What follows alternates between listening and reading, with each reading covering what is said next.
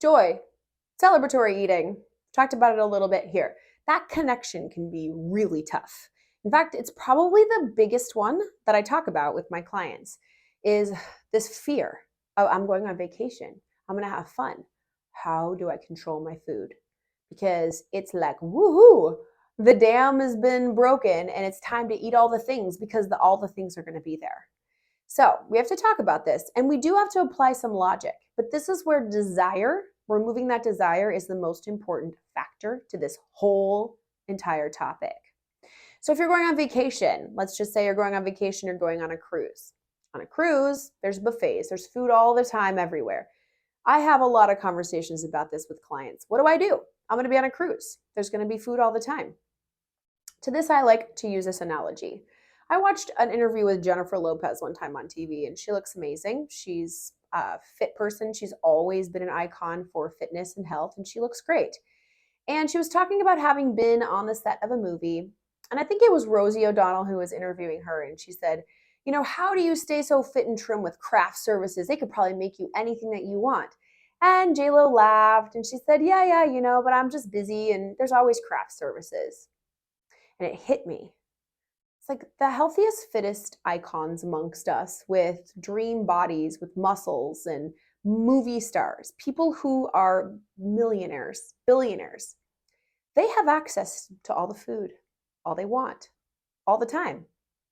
And they're not choosing to eat it all the time. And people like to say, oh yeah, well, it's because they have a personal chef that can make them healthy food and they don't have to eat that. Probably.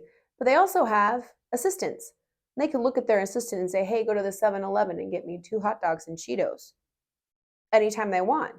I know if I had a personal assistant and billions of dollars when I was addicted to food, I would have been a lot heavier because I would have used my millions and my freedom to get anything I wanted, to get all of the crap that I wanted.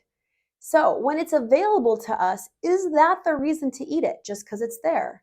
There are people all over the world who have mastered being around food, hyperpalatable food, and don't eat it just because it's there. You get to decide what you put in your body at all times.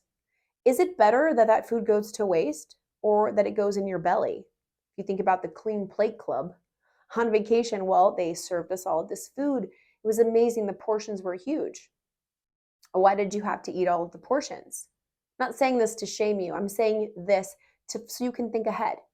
If I'm given more food than I need and it's super delicious, why do I need to put all of it in my body? After I've eaten enough and I'm full, is that not enough? If I'm going on vacation and there's going to be tons and tons of hyperpalatable food, how much of that food is pleasurable and how much is just, I'm going to have it? This is where addressing desire is really important when we're talking about fun, parties, vacations, holidays. There's going to be tons of hyperpalatable food. And guess what? If you live another 30 years, you're going to confront vacations, parties, birthdays, and holidays every year until you die. At some point, they're not reasons to eat. They're not reasons to overeat. Joy and happiness and celebration and availability of food is not a reason to eat. It's just not. Just like sadness, it adds to the experience. And now this is where it's kind of the opposite to say, I'm at a birthday party, it's super fun, I'm having fun, they have special cake. It's fun, it's out of the ordinary. That is true. But can you imagine going to a birthday party without food and having fun? If you cannot, then why are you going to the birthday party? Isn't it a special occasion all by itself? Isn't it fun because you're seeing people? Isn't vacation fun because you're off work and you're seeing a new place and you're relaxing, or you're sightseeing, or you're on a cruise ship with tons of things to do? Can you not imagine having fun without food? Now, for me, I could never imagine having fun without food because food was fun. In fact, I found out that I don't like movies. I used to go to the movies all the time. I went to every single movie that came out, basically. I was obsessed with the movies. And then I stopped eating popcorn at the movies. And you know what I found out?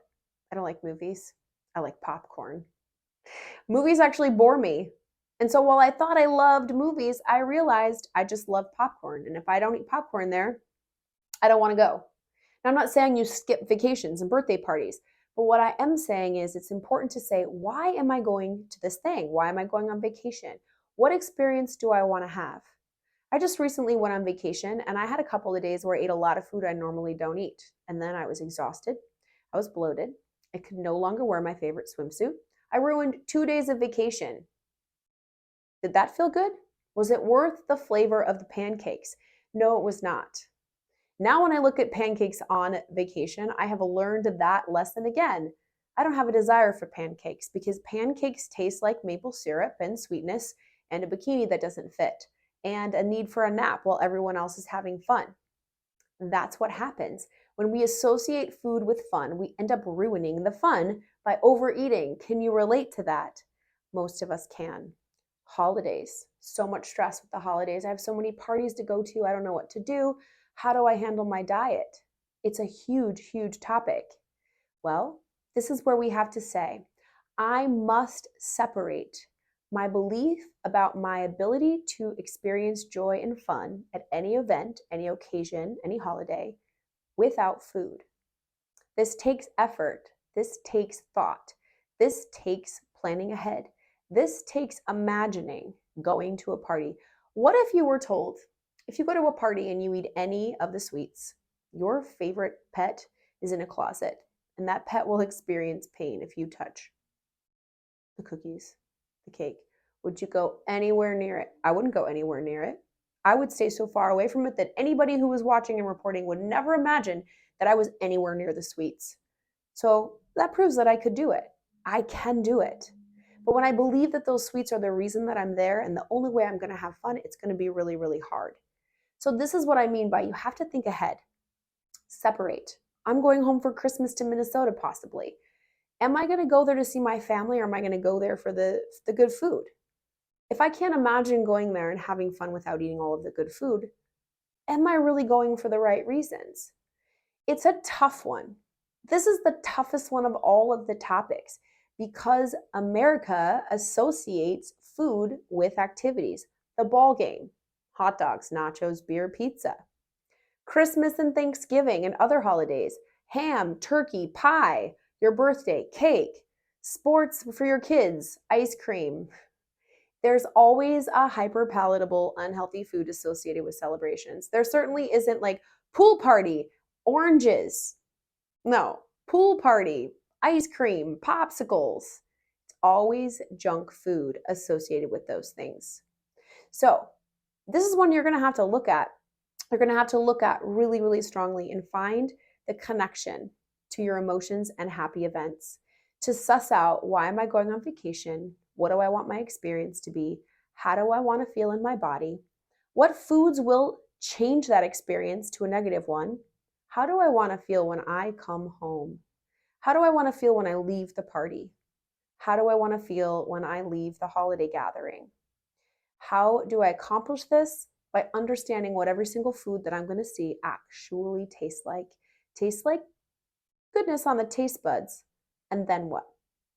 So this is something I want you to take some inventory of when you think of happy events and joy in your life. A lot of times our memories, holidays and things, we have the memory of the pie and the family and the Christmas. Would that memory be happy if that pie wasn't in the memory? Most of the time it would be just as joyful. So you can look at your future and imagine having joyful experiences without the pie.